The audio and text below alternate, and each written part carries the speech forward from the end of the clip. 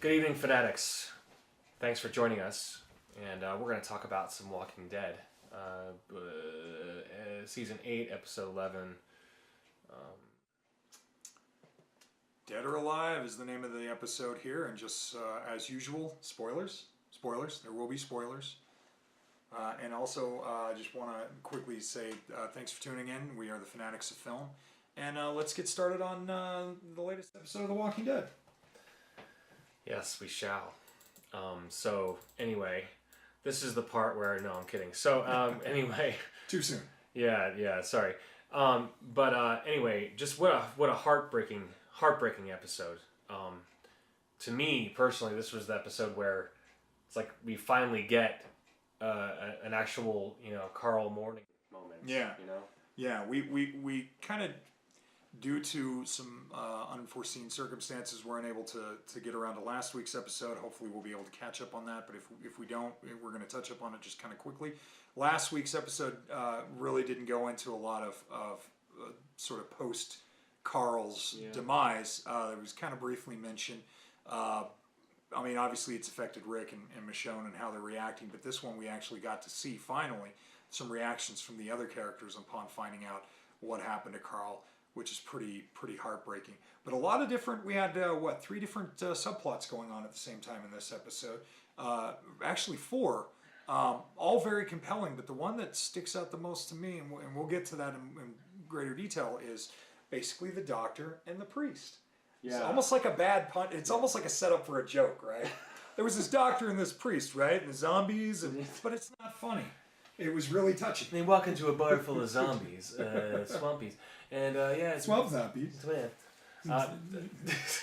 Actually, no. It's actually a funny thing because when they first introduced these two, like 3 or 4 episodes ago, I think it was actually last season. Yeah, it was in a mid-season break when they were first going through his thing, and you see, and it's like you randomly see Gabriel. It's Gabriel. Yeah, Gabriel. Yeah. You randomly see him and you think, wait, did he get bit? What's going on with him? Because I couldn't remember how he had gotten sick, etc. All these things, and but seeing this really open up with these two, just unbelievable stuff, and seeing depth that I had no idea would have been there. Was even there. Yeah, so. I mean, I think right before they went to the mid-season break for the holidays. Like you do. It was kind of Gabriel had convinced Eugene to help him out and to help the doctor, Dr. Carlson, basically take Father Stokes, Gabriel, back to the hilltop because they need a doctor, and Savior's just it's another way of hurting the Saviors by taking away something that's valuable to them. Yeah. And you don't think that it's really... It's one of those things that you thought would probably be just a few scenes in an episode of them maybe trying to make it there, and they either make it or they don't. I wasn't expecting like the sort of the emotional core that came out of their bonding. And the duality between science and faith. And a lot of warm humor to it as well. It was very touching. What was he said there... What does he say there about the footsteps? Do you remember what he said about the footsteps? Yeah, they're in the car. We're actually going to get to that. That was my bad. Yeah. That was my fault. Sorry, we are going to get to that, but we're going to get to that. So, just anyway, we just use these images because we love these images. Very nicely filmed episode. Yeah. And, we're reviewing TV, and this is the Fanaddicts of Film, but like it's because, honestly, I really feel like... television is film these days. I mean, it's very extremely cinematic, especially the stuff that we talk about. It's extremely cinematic. It's like it's stuff that you can see in a theater. I mean, and it's 45 minutes to an hour long, and there is depth to it. Well, if you're lucky enough to live in a city that has a cinema pub or a local theater like that, a lot of times you can actually go and see television shows like this for free on the big screen. I know I have. You just got to pay for your own concessions, have a couple beers or whatever.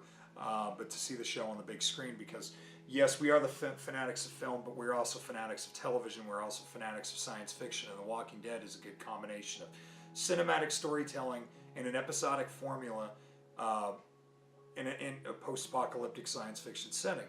And well, like I said earlier, there are multiple subplots on that. So we'll get to the first subplot would be The really wouldn't it be the doctor and the priest because they were making their journey? I feel like personally that this was they were the main characters of this episode. Yeah. Such cool stuff happening there, and you instantly, I don't know what it is. It's of course directing and storytelling and all these things, but it's these two guys, it's these two gentlemen. They're great actors, and they pulled me in, and I was just sold with their story. I wanted them to make it. I wanted them to be okay, and I wanted Gabriel to be okay. Yeah. Oh my gosh. He's had a pretty interesting story arc, Father Gabriel. Not a character you instantly like because of some of the things he's done and some of the it's easy to call him a coward for some of the things he's done. Of course, I've never lived through a zombie apocalypse, so I can't say that I wouldn't do some of the same things. But right, it's like how do you? It's like that's, how do you know, right? It's like that's the really ultimate test. Is like how bad can you get? After, And the thing is, though, is that his character, I've come to actually gone through multiple levels as his character's grown from kind of like I don't really like and trust this guy to he's a liability to he's kind of annoying to now I've just genuinely grown to like the character and the way his changed and the fact that he's kept his faith the whole time. I'm not necessarily a religious person myself, but I'm always fascinated by characters who, amidst things that would seemingly almost change your belief entirely, that characters like Father Gabriel in The Walking Dead or Matt Murdock, the Daredevil, can still retain their faith, or even the main character, what's her name, the Doctor in Prometheus, or Agent Scully, can still retain their faith, even though there's all these things almost kind of right in the face saying, well, no, it's not really that way, but it's not a matter of whether or not it's real to them, and that's important, and it kind of guides their characters. I'm so glad you brought Numio Pace up in this because seeing them all being able to feel that way and especially I thought for sure that he had his faith was gone in this. So, I did too. So seeing that being returned in such full force was really really cool. Yeah. And just allowing his God to guide the way. So what exactly does he say here with the feet, the footprints? I can't remember. They're having basically the God versus science kind of discussion. Gabriel is a man of God, and Dr. Carson is a man of science, and Gabriel's basically trying to urge him to sort of let God in, and then he kind of turns it into a bad joke where he's like, we should let him in because he's leaving footprints behind the car. And the doctor doesn't really, I don't know if it's not that he gets it or if he's just like, this is just not a funny joke, bad timing, because Gabriel's sick and he's losing his sight and from the infection, and there's just all these terrible things happening. They're in a vehicle that can't get them anywhere. The last thing you should be doing is joking, but that's another reason why I think I started to like Gabriel even more, is that I love characters that can maintain a sense of humor in really dire situations, because it goes all the way back to like the Holocaust, like most dire of situations that any human could ever be put in, and yet people still manage as a culture to retain their sense of humor, which is so important. Or like the miners that were trapped, the Brazilians that were trapped in the mine for 2 weeks or whatever. The guy who kind of emerged as the leader kept a sense of humor and tried to make people lighten up in the situation. I think that's always important. Yes, because the emotional roller coaster is what we all need. So. Yeah. Or it's other than that, it's just Battlestar Galactica, where everybody's just bummed out the entire time. Like nobody cracks the joke in the new Battlestar Galactica at all. And there's just, it would have been funny to me a couple of intense moments where everybody's just sitting there and you just hear somebody go, well, something. I could have sworn there were a few moments with Starbuck, like crack. There were some. In the beginning, but not all out laughter. So I know what you're saying. But there was some levity.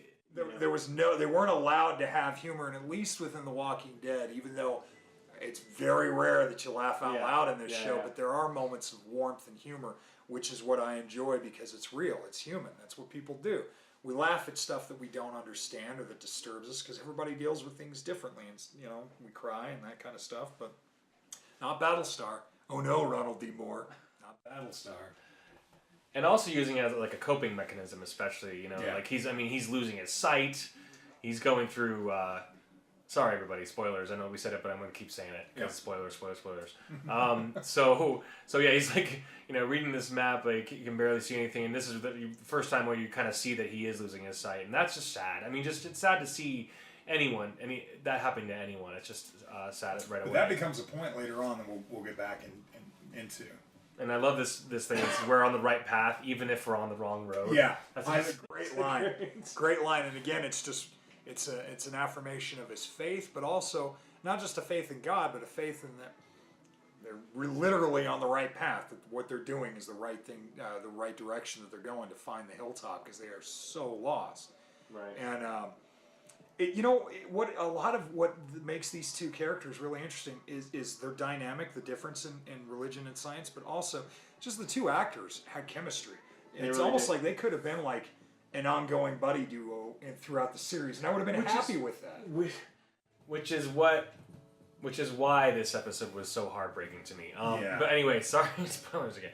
And yeah, I mean, this is great. This moment, he's always leading the way, no matter what, and he's really trying his damnedest to win this, or at least convince him that convince him at least. He's not trying to convince him that there is a God or whatever. He's just trying to convince him to have some sort faith. of hope. I think, essentially. Yeah. So we're gonna continue on. So once again, like every single moment of seeing Gabriel in this episode, just it's heart wrenching. Just he sucks you in. Just everything that every emotion, every little bit, every piece of feeling that he just vomits onto the camera, so to speak. And it's because it's a testament to Seth Gilliam as an actor, because again, you have this like you go through different levels of liking his character.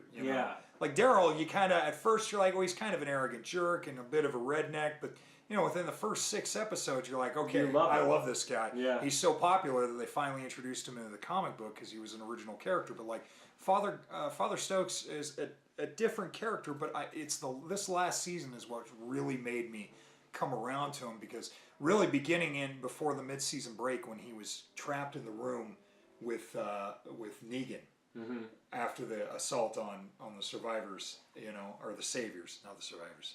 It's a different show. But on the Saviors, and seeing him trapped in the room. The Survivors. That's a new series coming out. Yes. Never. But seeing him trapped in the room with Negan and that whole exchange of dialogue, and that was really fascinating. They were in that trailer, right? Yeah. Yeah, that's right. Yeah. And that was really fascinating to me. And ever since then, I've started rooting more for Father Gabriel to be the character that I think he is, that he's become now. Yeah. And so moving on here, once again, you have to forgive me this guy's name. It's the actor, the character. The actor's name. It's R. Keith Harris playing Dr. Harlan Carlson. Yeah, great stuff. He was just full of greatness here. I don't know. I'm at a loss for words. I just loved it, and I didn't care about him at all when they were first introduced to this thing. And it's like, because they are literally split. I mean, he's a savior, and so I have this preconceived thing.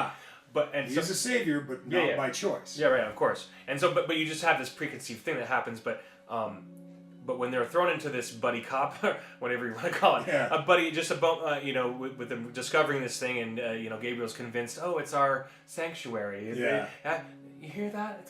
That's what actually blew me away. Yeah. His loss of sight and his hearing is kind of explosive all of a sudden. Like, he's because he's like, you hear that? It's like a bell. Do you know what I'm talking about? Yeah, and what they do is they find in the woods, because the vehicle's broken down, and all of a sudden Gabriel's hearing is just a little bit more intensified because of the loss of sight. He just hears this kind of dull thud, like a bell, and it winds up being a sign.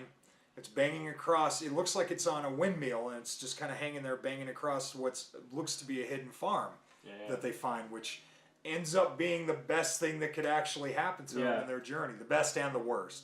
But then in the middle of this, there's these other subplots going on too.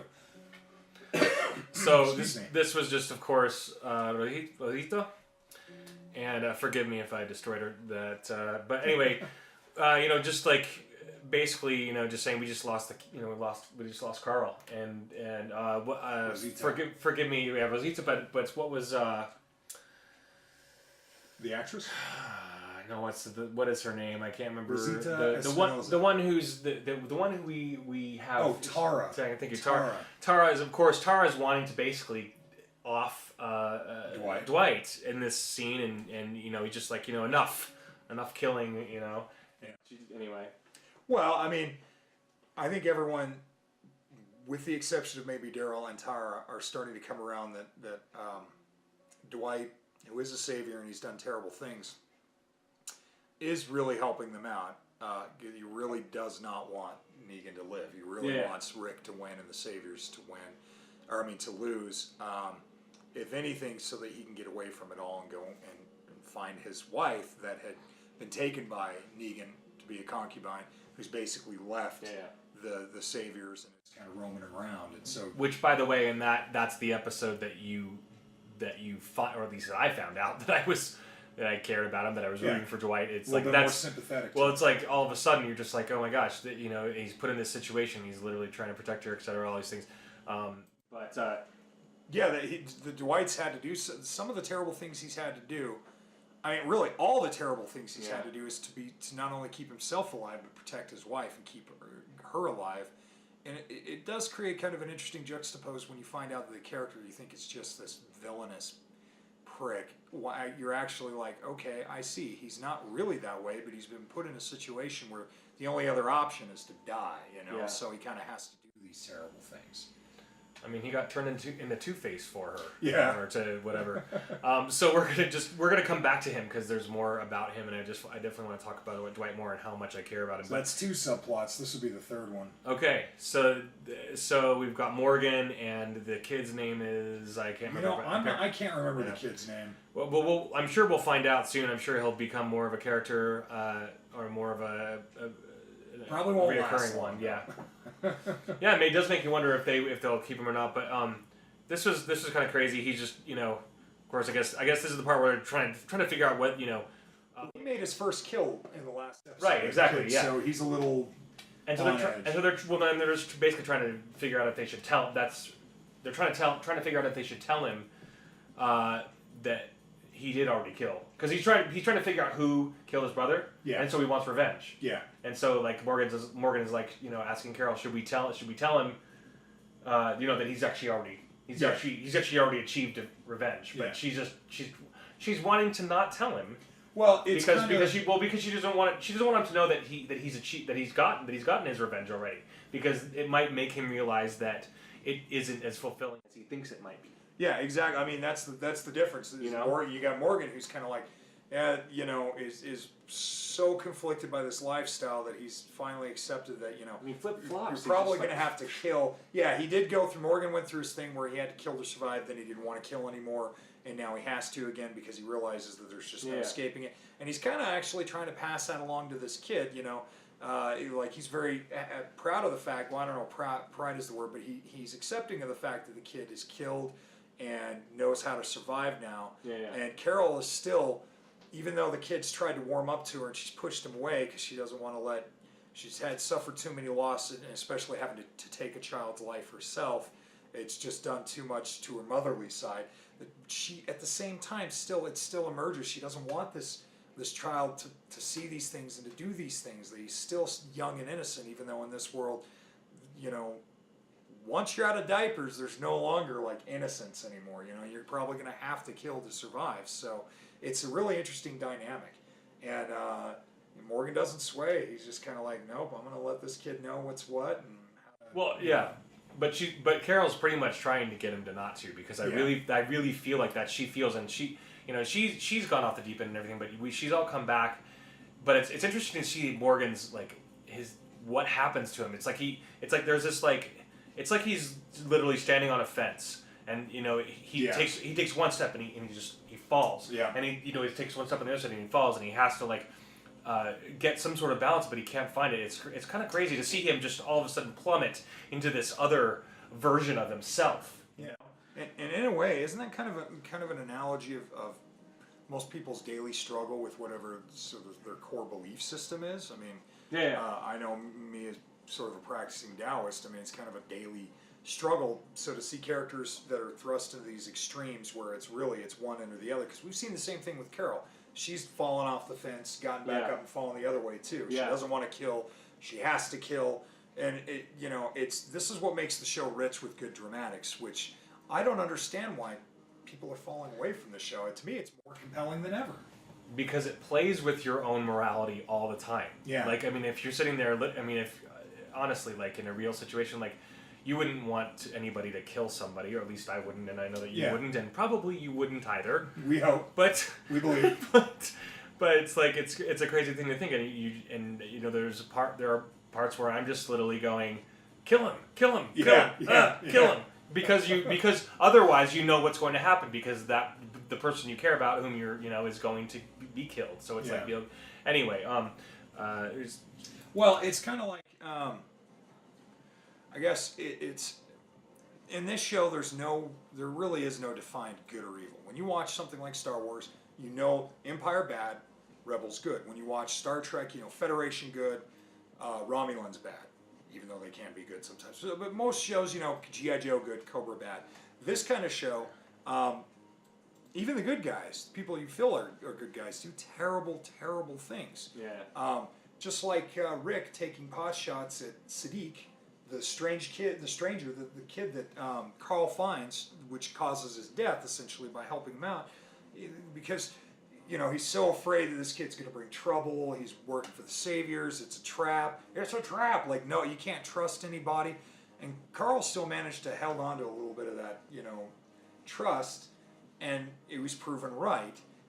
But it's a show that doesn't have a clear, defined good and evil, black and white. Some people probably root for Negan and actually think that what he's doing is good, for the greater good. And just a real quick thing about Carl, it's like he still remains to somehow, and I think that it is illustrated in this episode that he's pretty much has, been kind of a good example to people, especially, and then I think we get to that. Yeah, because they do reiterate that he saved Sadiq's life. And that's right, of course. And in doing so, I mean, he ended up sacrificing himself, but saving the life of a stranger. Yeah. So we're gonna move on. That's okay. Yeah. Okay. Absolutely. So of course. And the fourth subplot here would be what's happening with Negan and Eugene. And Eugene specifically, basically. Negan's kind of figuring out that Eugene maybe have had something to do with letting these two go. Yeah, Gabriel and Dr. Carson. Yeah. At least, of course, with Negan though, you never know if he actually knows, if he's just sort of suspecting of everyone and just kind of gives everyone the same kind of grilling situation. But you get it from Eugene's point of view that the jig might be up and that Negan might be aware that Eugene actually, helped orchestrate against his own better judgment, Gabriel and Dr. Carson escaping to the hilltop. So that's interesting. But at the same time, he promotes Eugene, giving him his own warehouse to keep working on armory. And I got to tell you, I'm kind of, it's one of those things, I don't, they're fictional characters, so I feel like it's okay if I say this. I kind of want Eugene to die now. Yeah, he was annoying, but now he's lost me. Speaking of a moral compass, that is wayward. Only because he's fictional. That's it. Yes, yeah. It's funny. I actually go. Shot. Yeah, it's a cool moment. I actually have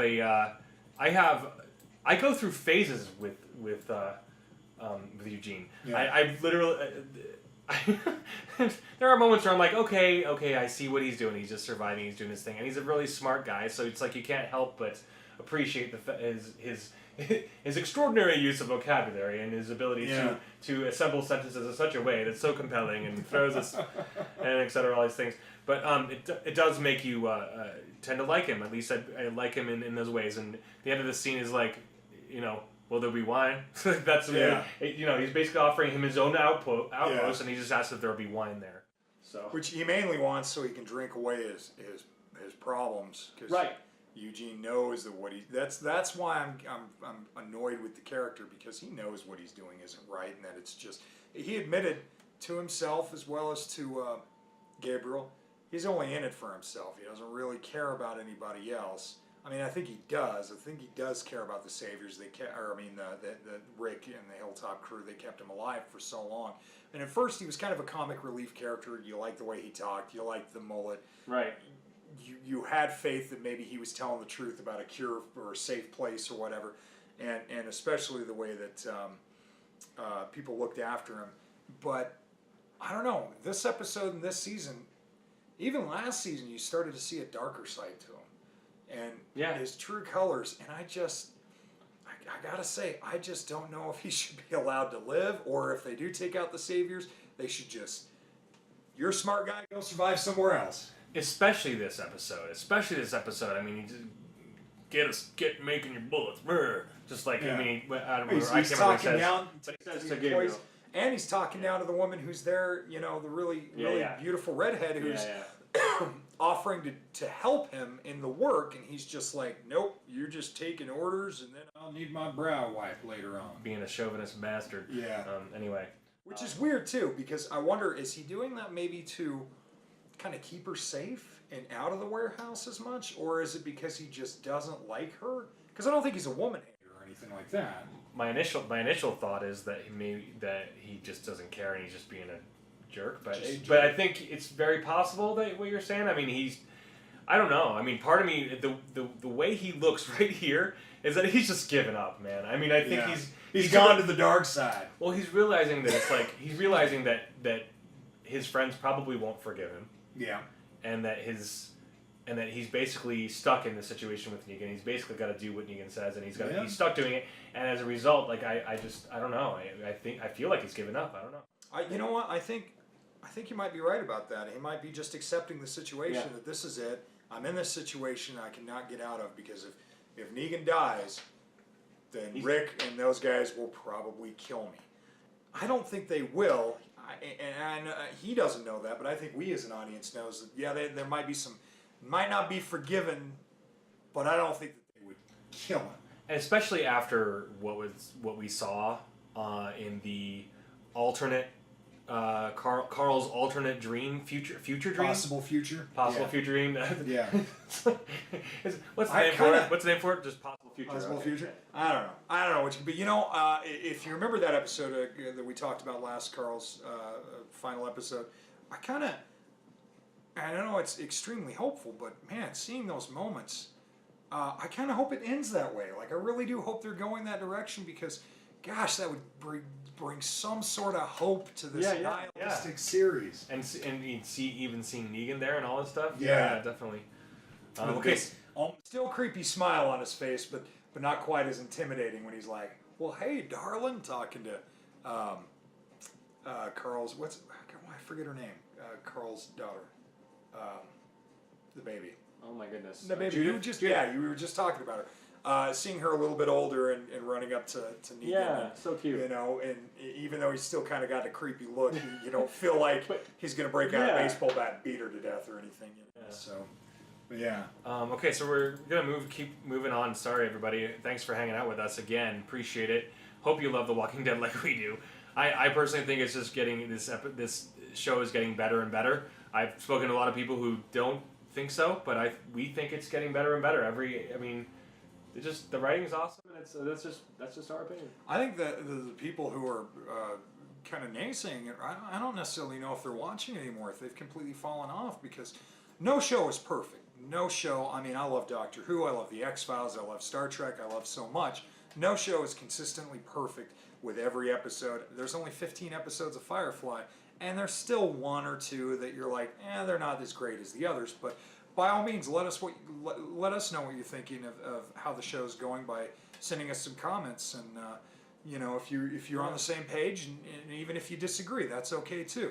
Just be kind in your disagreements and things like that. We don't want to argue with people, but we want to know. Friendly debate. Friendly arguments are always fun. I was actually on Twitter with some people talking about Star Wars, and it was great. We had a great few moments of just like, so, hey everybody, let's not take anything personal, let's have a friend. And I actually said, let's have a friendly debate. And things were just all of a sudden extremely productive, and everybody was just, and there was like 5 of us like having a kind of a Twitter debate, and it was great because it was what's the word? I guess it was productive. Yeah. Anyway. But yeah, I'm just saying, by all means, feel free to comment because we do like to read through the comments and we will respond to them.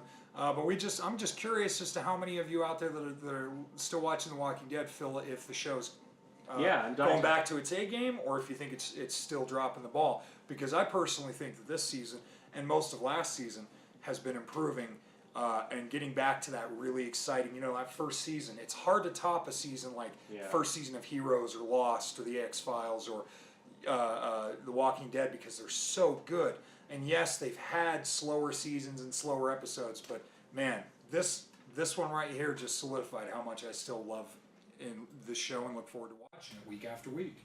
So again, oh my gosh, Gabriel's face, every single shot of Gabriel's face in this episode, it's like heart-wrenching because it looks like his face is going to explode. I mean, it's just it's so red. I mean, it looks like he's either going to become a walker or just die, or it's like someone had just like basically flattened his face with something, Well, he had to work really hard because of imagine trying to play like you're going blind. I know, but with the fever and all that kind of stuff. Well, it makes you wonder what kind of makeup they used or whatever they did to make him look that way. But anyway, it's heartbreaking and crazy, and you see him going through this in the piggy bank, and of course they find the car keys and the map in there, which he's not saying anything.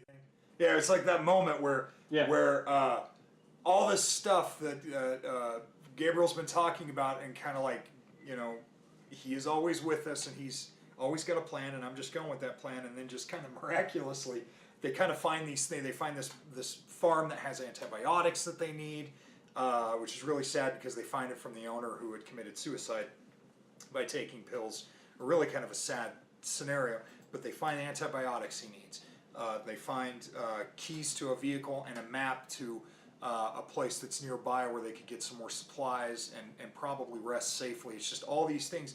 And yet Gabriel what's that he says to him? He's like, I'm not saying anything. He's not going to rub it in. He's not going to say, see, I told you, it's God. That was a great moment. He just says, I'm not saying a word. That's what he said, I'm not saying a word. So we're going to get to those sections here in a second. This is the suicide zombie. Yeah. It was actually, I did chuckle. Really? That once again, moral compass all over the place. Like, just when you watch the show, like, I found myself, like, laughing out loud, and I was like, why am I laughing at this? Well, I can kind of see. I mean, it's just in a dark, satirical, Well, but also because that they're going to come back as a walker, it almost seems silly to do suicide in a way where you're... But this character probably didn't know they were going to come back. Well, yeah, of course. And so for me, I saw it and I just thought, that's really sad. Well, well, especially since they had gone through the logs of no signal, and I mean, this person did try. They tried to reach people. They tried to do all these things to anyway because it's a radio station area. Well, wait a minute, go back. Was he handcuffed? So he did handcuff himself. Okay. So I didn't notice that before. So he must have known that he was going to turn. I didn't get that before. So that's pretty interesting. I mean, probably didn't have a gun. They didn't find a gun anywhere, so obviously he could take his own head off, or even knew that killing the brain would stop the reanimation process.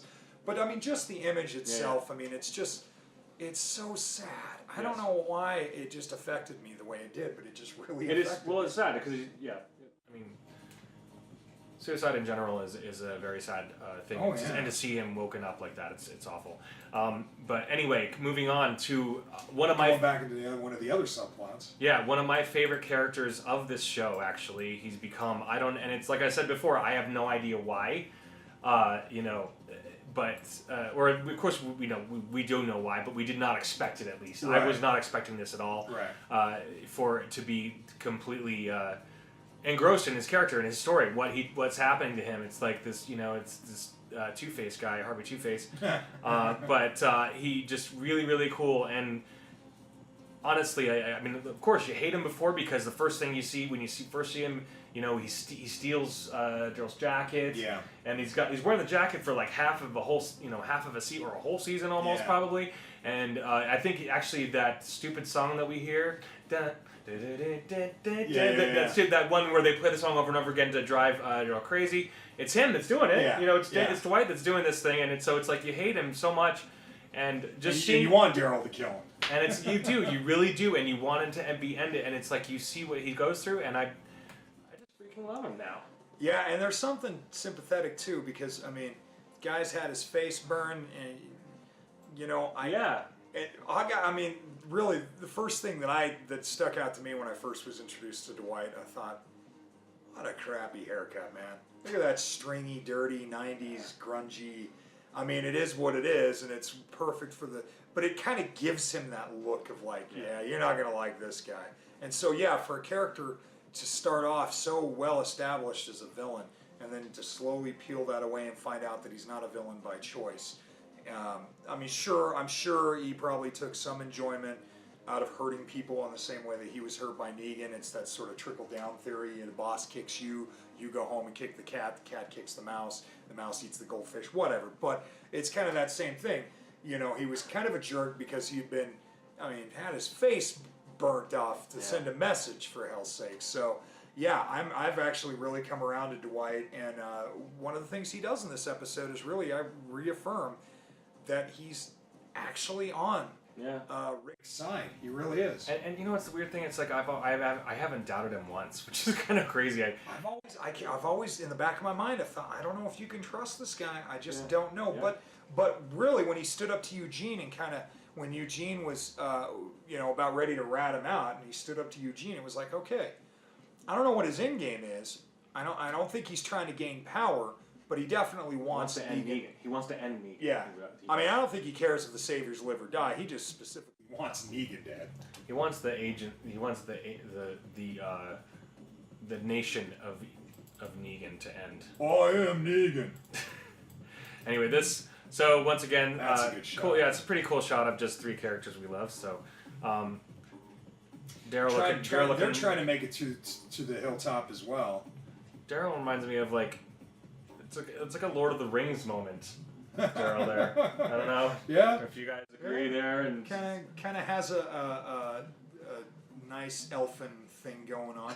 I just gotta say, Daryl, man, for a guy who can't get a regular haircut and can't take regular showers, man, your hair is styling, bro.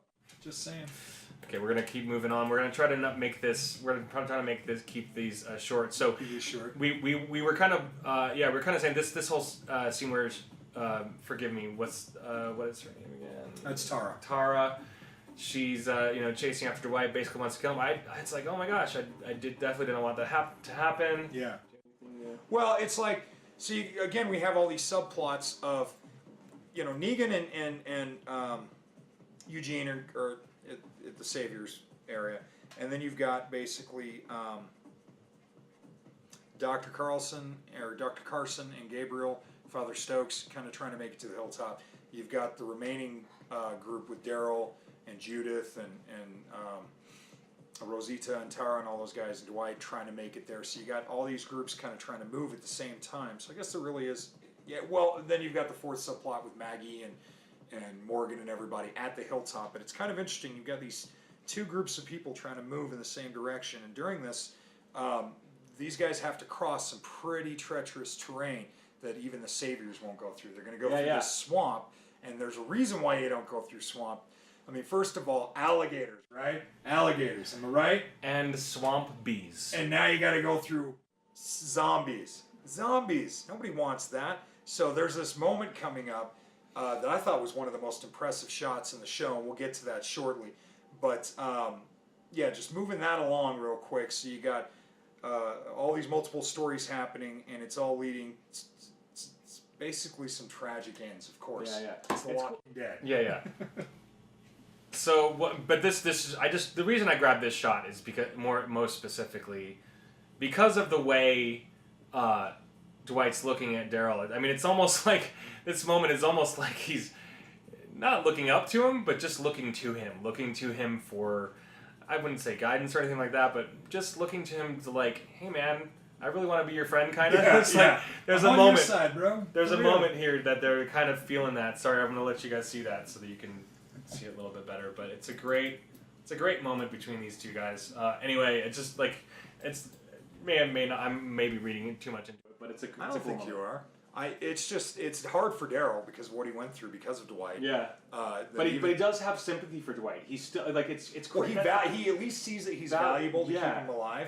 Where Tara just wants him dead, and even there's a great moment where even some of the other people in the group are questioning why is this guy still here, and Daryl gives a really good explanation as why. You know, like, and Rosita sticking up for him that they need him because he's shown really that he is on their side, even if there is still some doubt, and he's still willing to go out and do things that like kill zombies with the knife while he's got a gun to his head, you know, but he's still having to prove himself. But whether you trust him or not, he's turned out to be valuable and helping them to survive. So yeah, definitely. So we're gonna continue on. We just want that's the shot that I like. Yeah, this was a really cool shot. It's a slow pan. It starts. Is it a drone shot? Is it a drone shot? No, I'm pretty sure it's a tripod shot. It's probably the camera's stuck on the tripod on the other end, and it's a slow pullback, almost like a 1970s kind of feel. Yeah, very much so. You would like maybe drone it or dolly it back. Yeah, almost and like it just shows the vastness.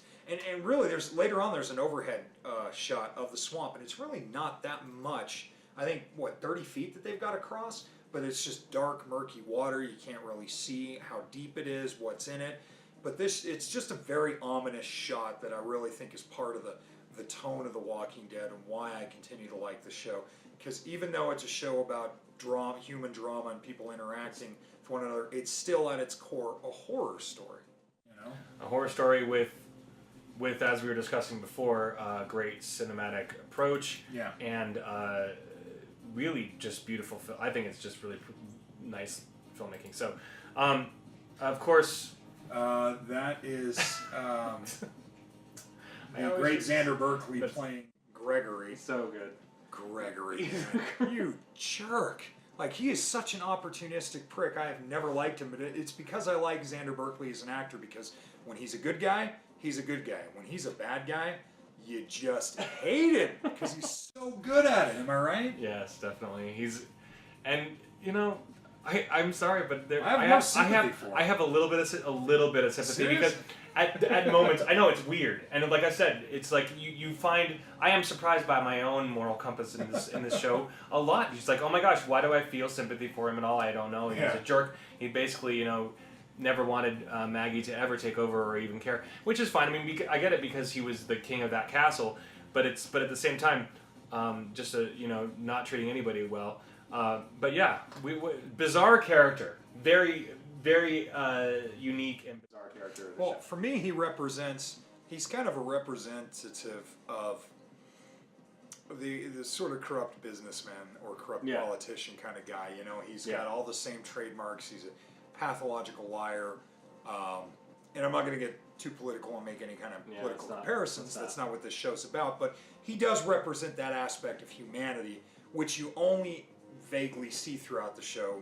Since the core of society and government has fallen, he still kind of represents that old guard. While you've got people like Rick and Negan, for better or for worse, trying to reform a society, and you got this guy who just basically wants to be in charge so that he can live better than everybody else. I mean, everything he does is just self-motivated. He has no redeeming qualities to me because he has no moral compass in that he won't do anything for the greater good. It's just all self-serving. And I realize in that kind of world, a lot of people like Eugene has become that way, but not less political. To survive. And that's why you like characters like Rick, is because you're like, they're the opposite of this guy. And he plays Gregory so well, because whenever he opens his mouth, you're just like, oh, dude, stop talking and putting your foot in it. And I love how Maggie won't give him any time. He goes to plead with her, and she's just like, nope, you're cut. Yeah, he really, I do love this. Yeah, and once again, Maggie, super awesome, strong character, just so great at what she's, I mean, going through so much. She's had to go through a lot. Here, yeah. She lost her family. She lost her husband. I do, yeah. So we're just trying to move on. This new guy is, I'm incredibly good looking, but I'm also a savior. Please sleep with me. Sorry. I wonder if he's going to be, because you never know with this show, a minor character could turn into a major character, or a minor character could be killed off in the same episode or the following episode. But I wonder if he's going to be makes you wonder. A savior that might actually turn out, because he seems like he's a little bit more sympathetic than some of the others. Well, he said specifically, if anybody remembers, for some reason I remember this, I don't know why, but I remember this. He said specifically when they first introduced him that he'd only been with them for like a week or something. They had just barely recruited him, and he was just like, I need people, and so he was just like, and that's what he said. So he could be just totally lying through his teeth, but he did say, hey, I've just been with these guys for like a week. Please, don't consider me one of them, whatever. And so he's trying to I don't know, clean his whatever. It's hard to say. Oh, swamp zombies! Swamp bees. Swamp bees! All right, so this was actually that was a creepy moment. Cool. This was cool. It reminds me of several season 3 or season 4 when they do these things. They have underwater zombie adventures and trash. See, for me, one thing about The Walking Dead is even though it's a zombie show in the sort of George Romero tradition, it doesn't really throw a lot of homage out to other zombie movies. I mean, yes, you could argue with Rick coming out of the coma, it's very 28 Days Later, but it's also very Day of the Triffids, which Andrew Garfield and those guys got from, and Danny Boyle got from Day of the Triffids to put into 28 Days Later, which Robert Kirkman put into The Walking Dead. But this moment right here really reminded me of a Fulci Italian zombie movie, specifically Zombie, it was just kind of one of those classic 70s zombie gore fests with having them emerge the way that they did. This whole episode felt like a 70s zombie movie. It had a lot of that. It actually, now that we're talking about it, I'm thinking it did remind me of the 1970s Night of the Living Dead. So anyway, so Gabriel losing his sight, we get to see, and I have to admit, the first time I saw this, I was like, "What's going on? What?" And what's this? Yeah. And again, I mean, God, if you're thinking that's the total vision that this guy that's Gabriel has, that's terrible. It's really scary. I think I'd be losing my mind, which is an important thing here because I think personally, and of course I've never lived through this kind of situation, and neither of you. But I'm just saying, I think I'd be going crazy. You're in this insane world where you have to constantly watch your back and suddenly you can't see. And I love how Dr. Carson even talks to him about that because he's so calm about it. And he's just like, why aren't you upset and going crazy? And he's just, Gabriel's got the best answer. I mean, again, he's guiding me, or he's with me, or I follow his path, or he's got a plan. I mean, it's so cool. Okay, so once again, we're moving on. I love, and like I said, every single shot of Gabriel in this episode is absolutely priceless. A lot of things in this episode seem to reaffirm Gabriel's faith, whether it's just coincidence or divine. Because I mean, it's hard to believe that there'd be some kind of divinity in a world like this, but who am I to say? So I thought all those things were really interesting. Yeah, it made me want to hang out with Gabriel, the fictional character of Gabriel. It wanted me to hang out with him and feel and bask in the light of what he's feeling here. Even though, I mean, imagine, just seeing this image of him and his joy that he has. Yeah. It's like all the stuff he's going through. He's losing his sight. He's sick. He's got some virus or whatever that's killing him. And yet things are going right. And but look at the joy on his face. It's like, yeah, he might not convert me, but I'd still want to just that positive emotion that's coming from him. So for anybody who didn't see all this beauty in this episode, who didn't see the greatness of this episode for those reasons, look again, because honestly, I'm seeing some greatness in Gabriel here, and I hope that he keeps going. It's definitely a rewatchable episode. Yeah. So once again, of course, Tara and Dwight. She's taking him off, chasing him off, taking him off, whatever they're doing. Trying to kill him. Taking him out. Was this the scene that? So in this scene right here, which I thought was really cool. They're at the house. They've got the car keys. Gabriel and Dr. Carson.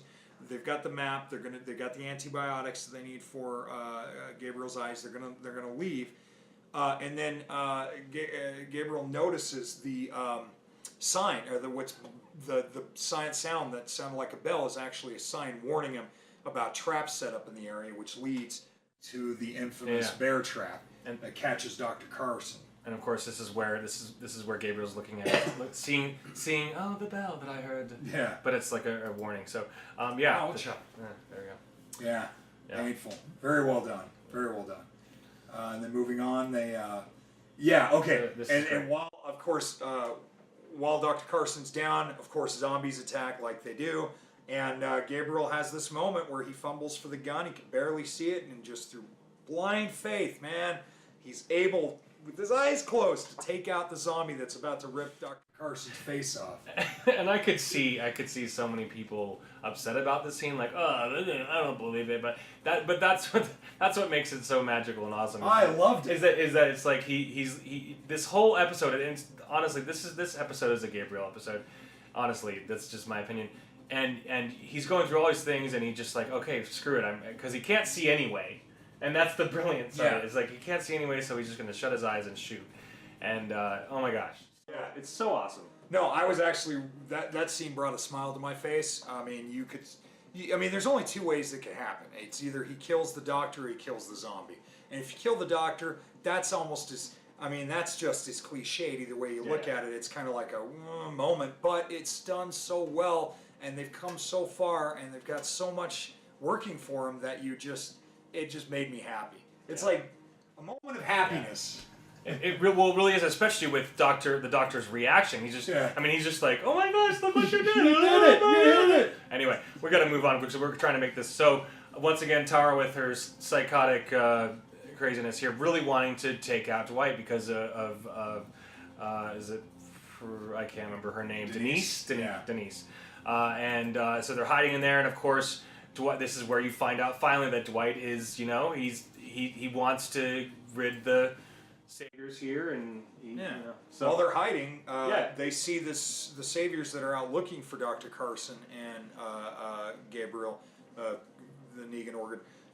And instead of taking a chance with Tara killing him, he just kind of runs out to the saviors and pretends like, oh, I've been looking for you guys for the last few days. And instead, what he's really doing, that Tara realizes and Rosita is witnessing, is that he's diverting because they were going to go right through where the hilltop survivors were, and he just leads them another way. No, I just came from the swamps. There's nothing there but trouble. Let's go this way. And of course, because he's the big shot in the saviors, they follow him. I thought it was a wonderful moment. It just shows you really whose side he's on. It was really fantastic to see him because once again, we all love Dwight now. I don't know about you. You probably don't like Dwight.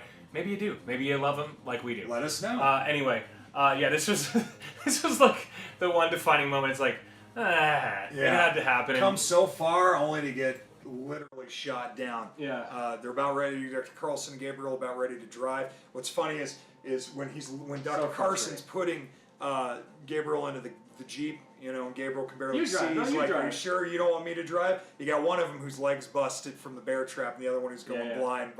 And you're so happy because you're like, yes, everything's working out. They're gonna get away. And typical Walking Dead moment, you hear, hands up, and especially since it's the same saviors that you see earlier. So you see all these like threads that are like spun out in different directions, and they're kind of tying together. So, Absolutely.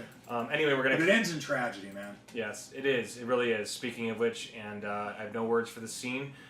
Just really sad, and because you see Gabriel's world fall apart here. Yeah, as Dr. Carson comes up with a quick plan to try and escape and steal one of the guns. Again, spoilers. He gets taken out.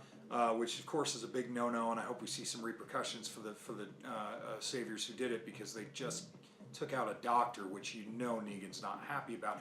But it's also the way that Seth Gilliam's performance, he's bonded with this guy, and they've had this adventure, and they've come so far. Just the sadness in his face and his performance was enough that I did get a little, well, what is this salty discharge? It was like, just again, a testament to drama that is The Walking Dead, wouldn't you say? Yes, definitely. Yeah, sad moment. It was sad moment. And then you had the nice cinematic moment with the rest of the survivors getting back to the hilltop. Yeah, and of course, Carol, Enid everybody. breaking down when she finds out that Carl's gone. And I can't remember her name, but Enid? her is it Caitlin? Enid, yeah, Caitlin Nakin. She's great. She's great in this. I actually Bacon with Nakin. do like her. I mean, it wasn't she kind of? They were kind of dating. They had a thing for each other. For a moment, for a brief moment, he was dating Carl. A teenage hormonal thing. Yeah. So, but really, really sad moment here, and I just wept like a baby from this. So, and of course, Sadiq. Sadiq, that's the guy that Carl saved, sacrificed his life to save. This is what we were talking about earlier. This is kind of like finally addressing the Carl situation that we didn't really get in the last episode. So you get to see everyone's reaction to finding out. In fact, when you see, you don't even hear the dialogue. There's just music playing. But when Daryl walks up to Carol and he's got Judith in his hand, and the first thing he says is, I mean, Carol can already tell there's something going on because Rick and Michonne and Carl aren't there, and just he mouths the words, "Carl's gone," and it just everyone is just devastated. Yeah, it was really sad. Very sad moments. But it was also crazy because they're all reunited. It's like everybody's all reunited here, and it's really sad but beautiful. This is the moment where Gabriel's captured again. Well, yeah, that too. But this is the part where somehow Eugene is like, well, since we don't have bullets, let's catapult them with zombie parts, body parts. We can build catapult. Let's, and it's like, and look at Negan's face. He's just so ecstatic about it. It's like, that's why I have you around. You come up with ingenious ideas, and it's just it's a crazy moment. And this is, of course, the awful truth that we end up seeing, the awful, horrible resolution of Gabriel's experiences. Yeah, they're basically going to put him to work. He can't really see for squat, but he's just going to he's still got hands that work, so they're just going to have him separate bullets. Horrible. And the way that he talks to Eugene and sort of says, I thought we made the right decision. I thought we could do this. And Eugene just kind of, nope, don't care anymore. Just get to work. It just kind of really reaffirms that Eugene needs that mullet stomped. That's all I'm going to say about him. I don't mind the mullet so much. It's endearing to me somehow, in some weird way. It's endearing. I have no idea why. No, I agree. It's part of the character. It's part of him. So it's an extension of him. So for whatever. But it's just my metaphor for having his ass to it. That's all. Cut the mullet. Okay, so we're cut the mullet. You cut the man. So yeah, great shot. Yeah, this is a great moment. So anyway, we really appreciate you guys hanging out with us. Once again, we're trying to make these videos shorter. We've gone on long enough. I hope that you appreciate our in-depth review. We love to get really into these shows. So please like and subscribe if you do like this show. If you like checking us out. Again, we appreciate you so much. My name is Ben. And I'm Joe, and as always, thank you for tuning in, and we hope you'll check out. We've got more great shows that we're going to be discussing coming up soon, and until then, just remember, with a name like Smuckers, it has to be good.